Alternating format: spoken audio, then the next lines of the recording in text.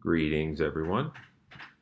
This short video is going to talk a little bit about different categories of compounds that make up living things.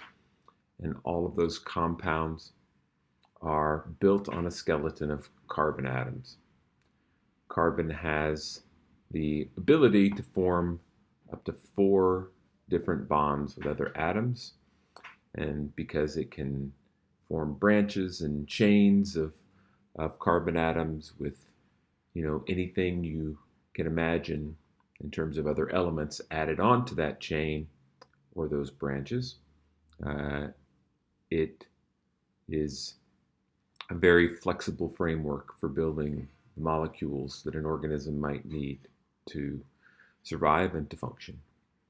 So organic chemistry, biochemistry, is the chemistry of carbon compounds. Carbon is element number 6.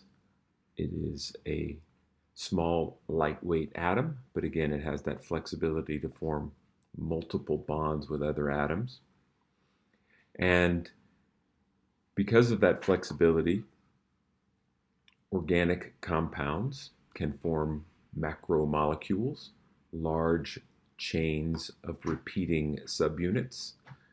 The individual links in the chain, the individual subunits, are called monomers. And when you put a bunch of those together, you can make a polymer. And proteins are an example of an organic polymer. Proteins are made up of individual subunits called amino acids. And in the case of this polymer, the subunits, the monomers, are not identical. Amino acids come in different shapes and sizes and chemical characteristics. And there are 20 different amino acids that humans use to build our proteins. Some variation in the plant and animal world there, but all species use most of the same 20 amino acids that we do.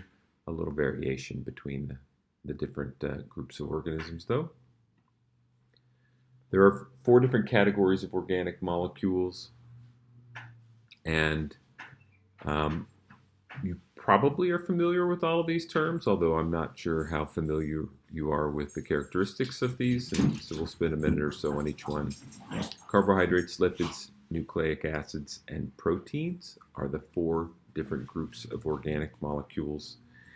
And if you are into health and nutrition, you may be familiar with carbohydrates, lipids or fats, and proteins as the 3 macronutrients, the 3 big categories of food.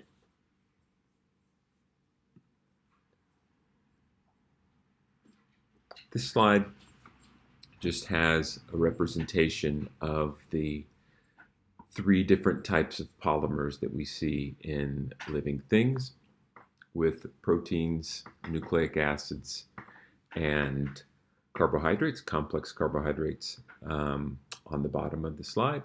And it just shows how those monomers, those repeating subunits, are linked together to build the polymers. And in the case of all 3 of these categories, the number of monomers can be rather staggering, in the hundreds and thousands of monomers to make up proteins and complex carbohydrates. And in the case of DNA molecules, like an entire human chromosome, we are talking millions of the monomers attached end to end to make a single molecule of DNA. So carbohydrates, that name comes from the fact that the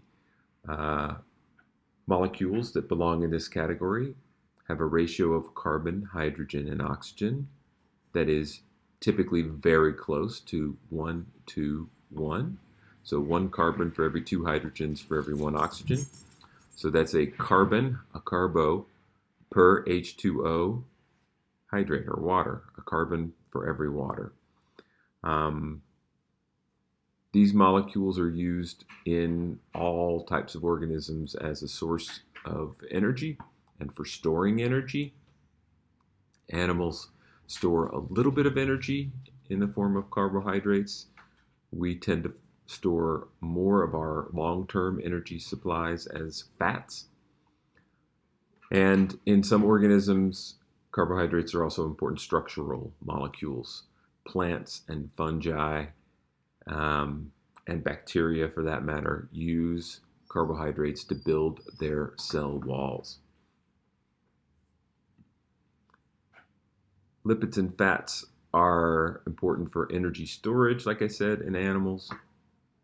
They're also important structural molecules for all organisms because they are the primary constituent of cell membranes, plasma membranes, and we will learn about plasma membranes in detail soon.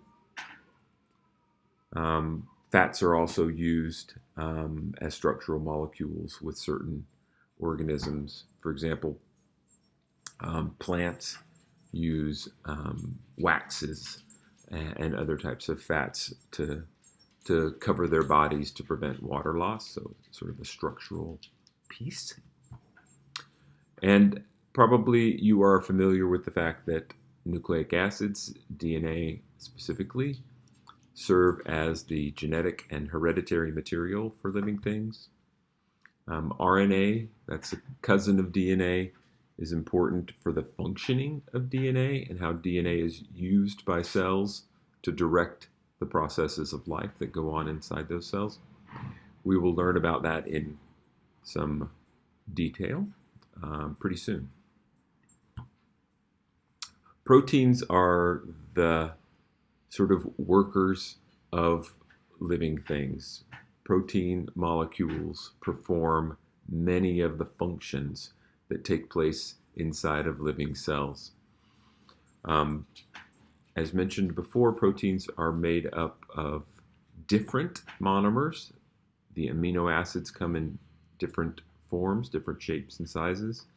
And because each amino acid has a specific set of chemical characteristics and qualities about it, when you change the order of the amino acids in a protein, you change the chemical characteristics of that protein.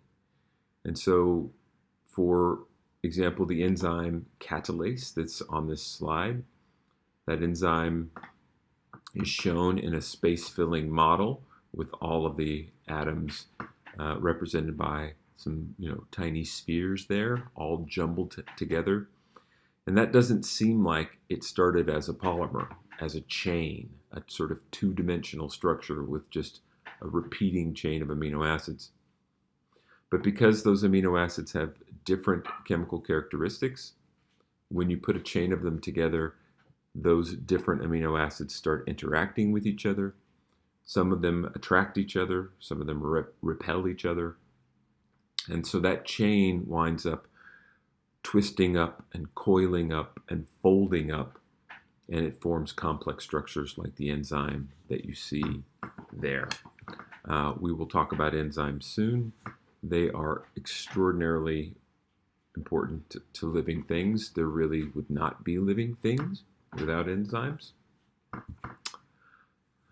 And we will make this connection later on, and that is the sequence of amino acids in a protein, what will determine the structure and therefore the function of that protein.